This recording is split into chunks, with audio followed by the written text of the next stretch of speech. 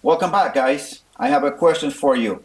What is the one thing Western women or these modern women use to attack men for choosing to get a passport and to go overseas to go look for a potential partner or a wife?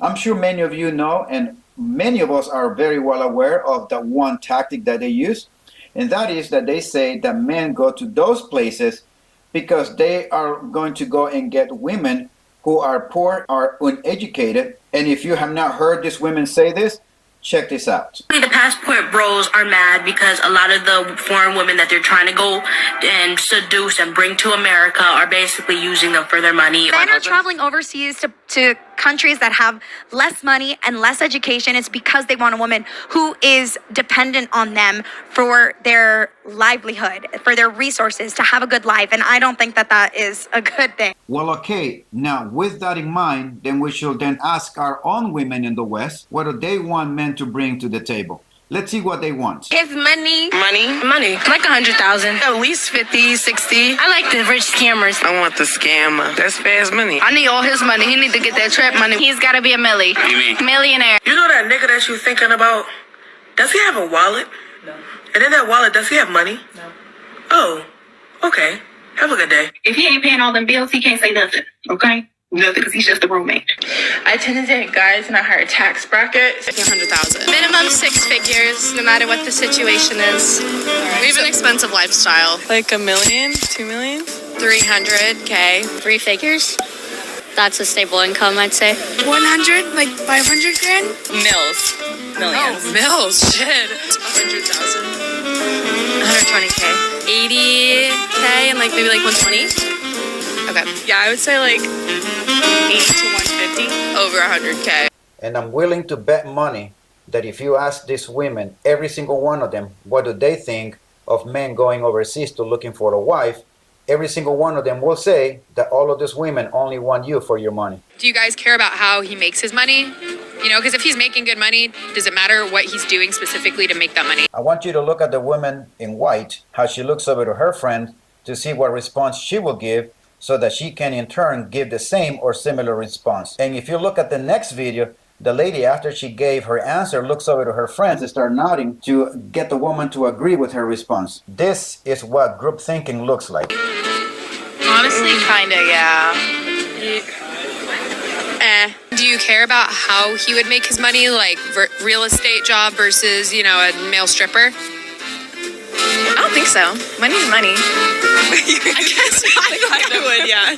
Money is money, they said. I guess it does not really matter what you do to bring the money in. Can be illegal or can be immoral. It does not matter. As long as you bring the money in, their moral compass is broken, guys. And to be honest, I don't think you want this type of women to have a relationship and establish a home with. Here's the one thing that we have to remember.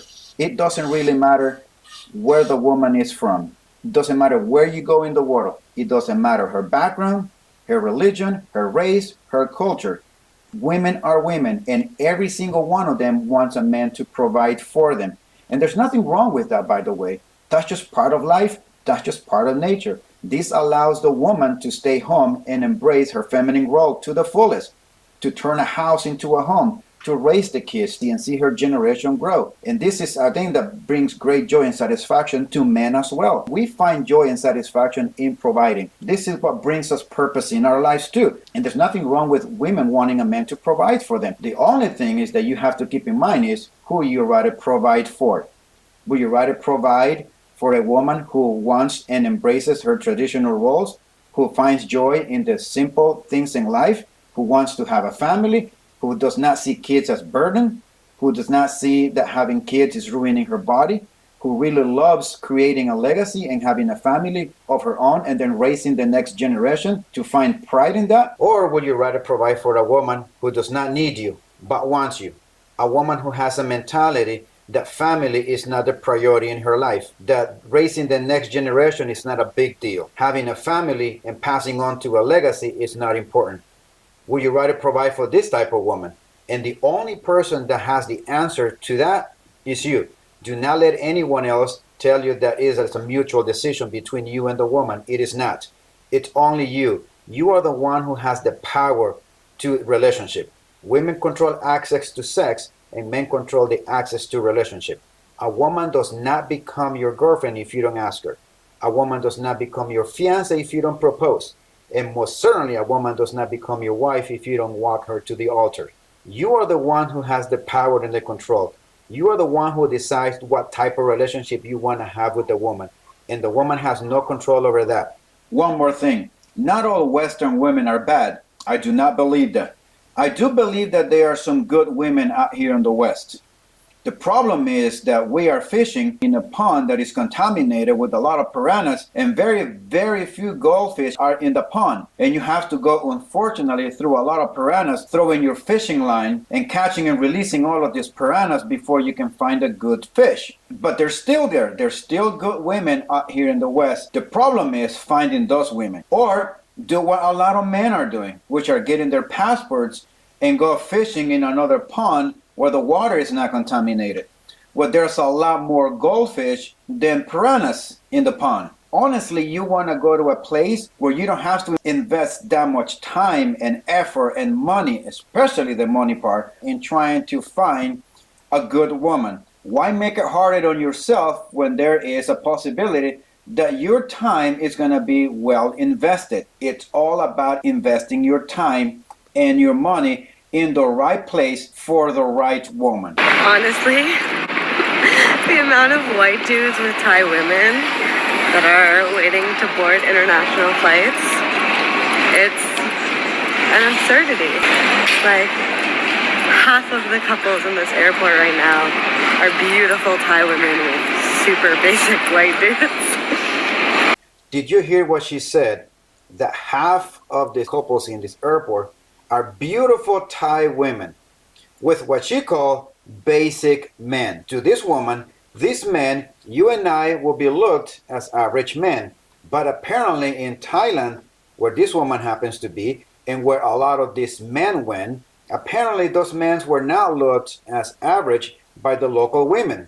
Also, she said that these women are very beautiful women. If she were to stop and talk and get to know the local women, she will come to an understanding that what men find attractive besides the beauty, it's a women who find value in marriage, who still feel that they need men, who see the value in men in their lives to raise the next generation, to pass a legacy on, the possibility what men and a woman together can do in a society. The question that that woman should be asking herself is, why are all these men flying out of the States or the West, which airplane tickets, by the way, are not cheap? Why will this man go and incur all of these expenses to go to this foreign country to not only look and find beautiful women, but also traditional? She will understand why men are going the extra mile. Hop on a plane, spend a lot of money on getting your passports and flying, and incur the expenses of hotel and rent a car. Men are willing to go through all of that in the search of a good woman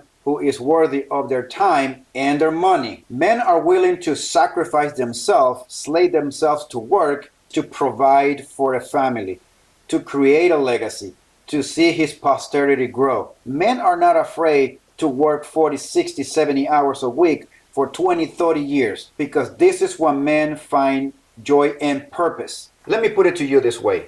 If there were such a system out there that you can guarantee a man that he can have a beautiful wife with beautiful kids, a wonderful home, but the requirement for that, the sacrifice for that, is that he has to work 40, 50, 60 hours a week for the next 20, 30, 40 years, I can guarantee you that every single man out there would not even hesitate and will take you up on that. I would choose a Thai woman too. I don't understand why everyone is missing the point of my video. In other words, if she were a man, she too will pick a Thai woman.